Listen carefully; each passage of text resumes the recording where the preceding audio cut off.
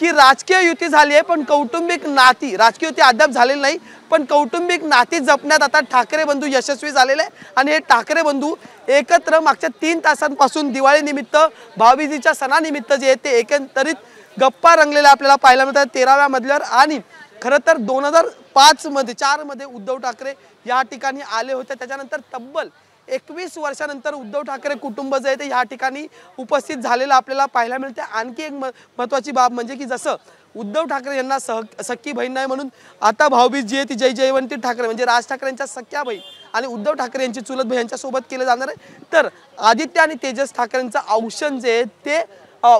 एकंदर उर्वशी ठाकरे यांच्याकडून केलं जाणार आहे, कारण की या सगळ्या कुटुंबात आता जवळीक जी ती वाढलेली आपल्याला पाहायला मिळते। आणि ही जवळीक हे नातं सुरू झालं ते म्हणजे 23 डिसेंबर 2024 ला ज्यावेळेस यश देशपांडे म्हणजे जय जयवंती देशपांडे यांच्या मुलाच्या लग्नात हे सगळं कुटुंब एकत्रित आलं होतं।